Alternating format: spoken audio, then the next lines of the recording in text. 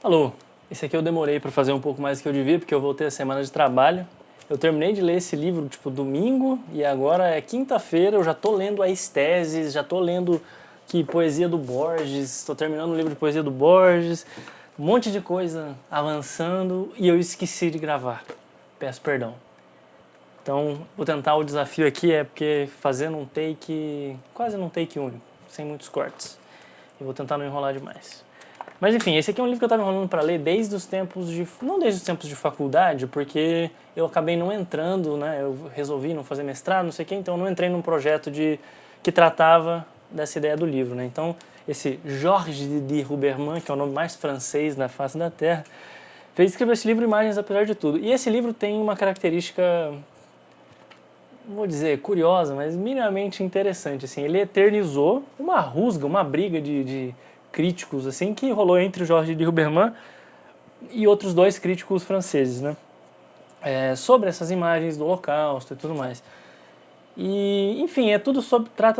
versa sobre, né, o que é imaginável, o que é inimaginável, e aí as pessoas que estão argumentando contra e a favor, então um jornalista e um vem da psicanálise, e o cara da psicanálise tenta resolver tudo assim de uma forma muito universal, e o que é imaginável, inimaginável, e pulsão, e não sei o quê, e usa uns argumentos bem rasos, assim, bem romântico, e assim, de certa forma eu estou dizendo que são rasos e românticos porque eu só tenho a perspectiva do cara que ele estava, né, opondo, né? Então, aí tem metade do livro, é o Georges de Huberman aqui, pegando as falas desses dois autores e desses dois críticos, né? E rebatendo, assim, com toda a proeza possível, assim. Só porque eu falei que ia gravar direto, Beatriz acabou de chegar, fez um barulho, mas vamos continuar.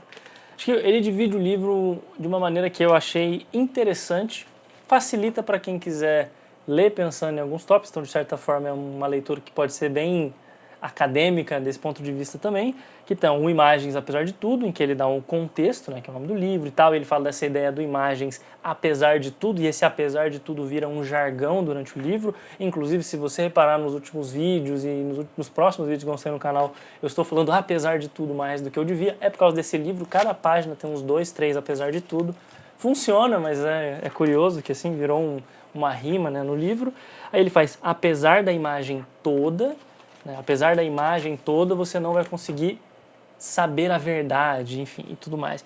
E aí ele traz, né, em termos, cada uma dessas partes divididas. Então, 4 pedaços de película, contra todo e qualquer inimaginável, no olho da história, ele fala semelhante de semelhante sobrevivente, que são os tipos de testemunho e perspectiva. E aí ele traz tipos de imagem. Então, a imagem fato, a imagem arquivo ou imagem aparência, a imagem montagem ou imagem mentira. E nessa imagem montagem, para mim, foi bem interessante, porque eu estava vendo um monte de filme, ele traz várias referências ali de Godard, não sei o quê, e como o Lanzmann também, como esses diferentes diretores encaram a sobreposição, essa justaposição de imagens para a criação de sentido, e como a imagem montagem também gera sentido, também gera verdade, muito entre aspas, mas também gera, né, comunicação, e o inimaginável torna-se imaginável nessa sobreposição na montagem, né, como arte. Então, quem não está por dentro, assim, no início do cinema discutia-se muito, no início não, mas ali anos 40, 50, 60, discutia-se muito a ideia de montagem como, não que não se discuta hoje, mas a montagem como uma arte em si, né, mais do que o cinema meramente. Então, é como se fosse uma sub-arte dentro do cinema, a ideia da montagem.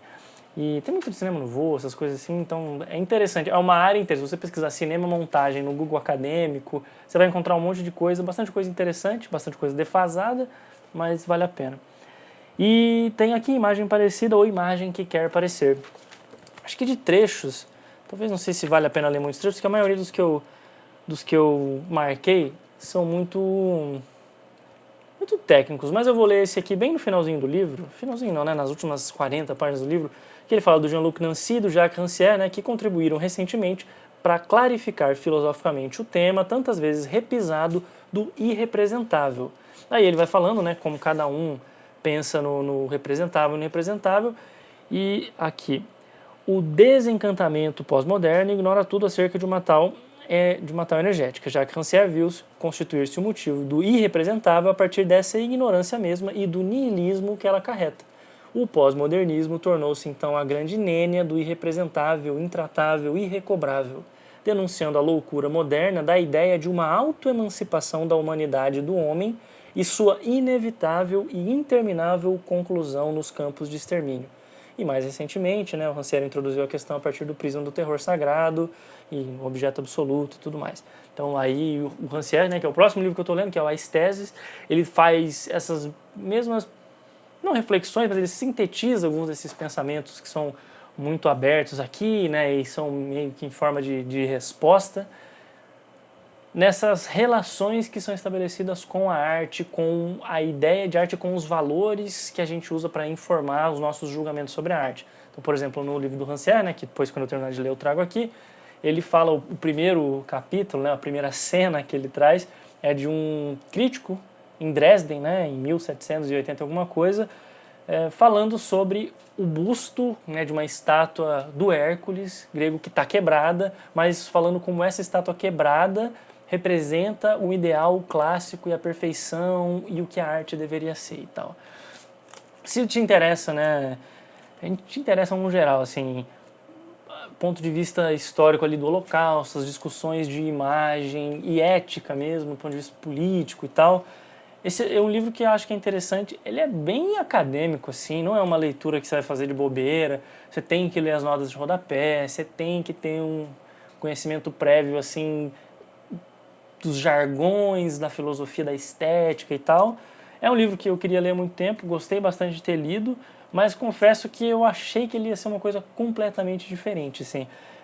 Só essa rusga que o autor tem com os outros críticos ali, eles se brigam e fica meio que uma conversa atravessada e você está presenciando como se fosse uma briga de Twitter em 2001, assim, que, né, acontecia meio que pelos jornais, revistas literárias.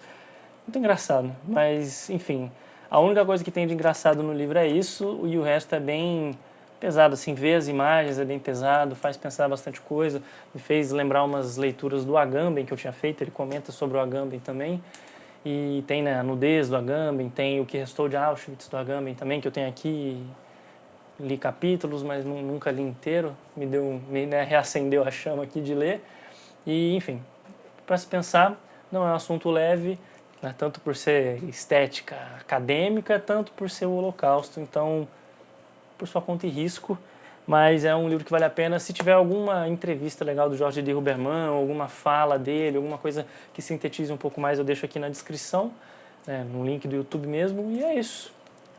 Livro aí, acho que é o segundo livro que eu leio em 2025, que eu termino de ler inteiro, pelo menos, acho que é, né? Enfim, é isso. Até a próxima leitura, e acho que tem filme agora, logo depois desse vídeo aqui. Tchau.